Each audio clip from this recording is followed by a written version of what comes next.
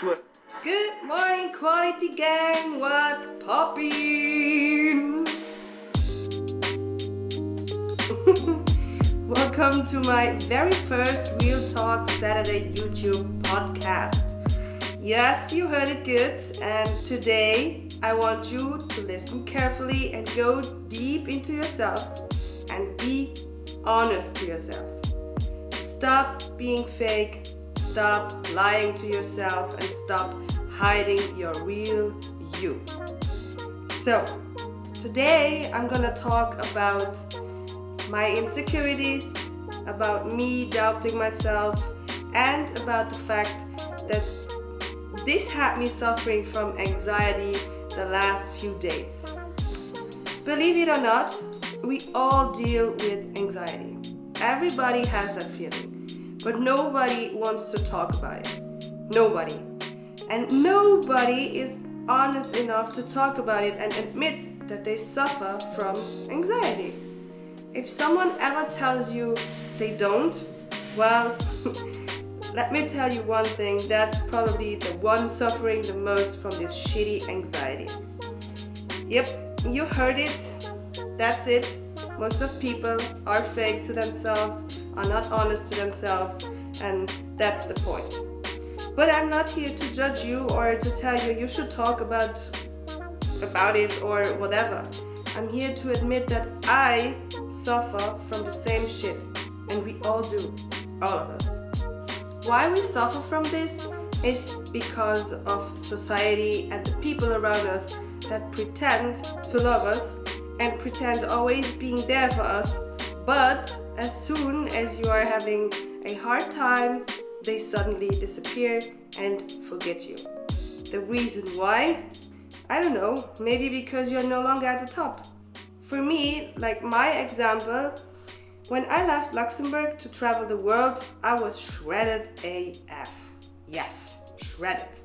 I just had turned pro and was living the dream life. I was prepping to step on stage, and by that time I was fucking blind and I was listening to what some people were telling me to do, which was to go back on stage and do my pro debut. Even my family was kind of forcing me to do it. Well, not all of them, but most of them. For example, Chris and his mother, they weren't. But yeah, in fact, all I wanted to do was to give my body the well-deserved off-season I had been craving for months and months, because by that time I was prepping for almost a year. So people know me as a fighter and not as someone who gives up like quickly or just won't continue what they believe to. So everybody, talking about friends and family and even a so-called coach, was expecting me to stay lean, to keep that shredded shape and fight. But my body was telling me to stop. My physical and mental health were yelling at me and telling me, fuck you, don't do this to me. But I still wouldn't listen to the signs my body was sending me, and what my body was really craving was resting, eating, and having no pressure at all. But yeah, I kept going, even though all I wanted was live my best life during our travels. I remember calling friends and even family members, and the first thing they would say was, "Oh, look at you, you look chubby. Where are your abs gone? When are you competing next?" So everything was turning around the competition and all the blah blah blah. This made me feel so useless and absolutely not worth my pro card. This was literally made me feel like a piece of shit that would never ever make it to the very top. Like for me, it's the O stage in Vegas. You all know it. When I finally decided not give a damn about what other people would think about me and just do whatever I wanted to do, and like being more chubby and not prepping for any contest in the near future, well, this was the time I finally let things go and really started to enjoy my life and my travels and having no doubts about myself. But then family and friends started criticizing me again because they had booked their flights for by my that time planned first pro show in Portugal. Thanks guys for making me feel once again like a piece of poop and making me doubt myself again and cast a stone at myself, which made me fall in a big dark hole again. I can tell you how my self-confidence was at the lowest ever. I felt like I was not being fair to them, but in fact I was for once in my life just looking for real health and taking care of myself. So once this pushed aside and no longer talking about this, I started feeling comfortable again and things started to positive again. Until someone told me, hey, your content on YouTube is amazing, but why don't you have more following? Some people said, you see Jess, this is not even worth it, while laughing at me and making fun of me.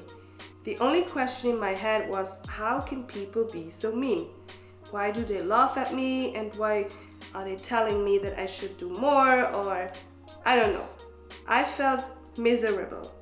And once again, this made me doubt myself again. So, Chris and I, we started vlogging, I think like 2 years ago, and it was never about the followers or the views. It was always just about us, like Chris and I showing what we are doing, or showing you this beautiful place called Earth. Of course, we always want more and more followers to show more and more people who we are and what we struggle with, but this was really never the main focus. Like, it's a hobby. YouTube is a hobby. I believe that people didn't intend to hurt our feelings, but in some sort of way they did, and they were telling us like that we are doing something wrong and that we should stop because it's not worth the work for only 100 views. So this really shook me and made me doubt myself again, really bad. It made me forget what I have reached in my life and how strong I am and how amazing I am, because I am amazing, I know it. It made me feel like I have to prove them wrong and show them that I am a fucking beast, which, guess what, made me fail recently again. I won't go into detail about this. The only thing I want to tell you is that a few days back I was going through real anxiety, which made me cry a lot and made me think about quitting everything and step back from YouTube, from Instagram, from competing, and so on. Everything like who led me to this life I'm living right now. I remember I was in a fucking safari where I was able to see lions, giraffes, elephants. I don't know, but some people would do anything to experience this, and all I was afraid of was being sick and not being able to hit the gym in the next few days, because I have to step on stage somewhere in the near future, because I have that goal of going to the O in Vegas next year, because I told so. I told people I would go there next year. I was fucking forcing me to do shit because I wanted to prove people wrong, and that's the point. We care way too much about what people think of us. We care way too much about success. We are so hard at ourselves because we don't want to disappoint people. And that is the most pathetic way to think about life. So thank God, thanks to my parents-in-law for giving birth to Chris, which is honestly the only person in life never ever doubting of myself and never ever letting me down. He reminded me where I came from and that I am loved by him more than anyone else. He made me feel like I am at the top of the world and that I am worth everything in this life. So, where does anxiety comes from? From you thinking too much. From you being hard at yourself. From you trying to prove to others that you are the best. From you not enjoying every single moment as it was your last. From you caring way too much about other people's opinion. So what should we do, or what should I do to stop this? So first, surround yourself with only people lifting you up. And if this is just one single person, well, focus only on that single person trying to help you and who really loves you. Forget about your family who's giving you hard times. Forget about friends who only care about you when you succeed in life, but won't be there when you most need them. Be kind to yourself. Love yourself. Respect your feelings and don't hurt yourself because of others. You are beautiful. You matter in this life. You are strong and you don't need to force yourself to do something as quick as possible. Take one step at a time and believe that you'll reach your goals. And today, I know that one day I will step on stage at the O, but I won't rush. If it's not this year, then it's going to be next year.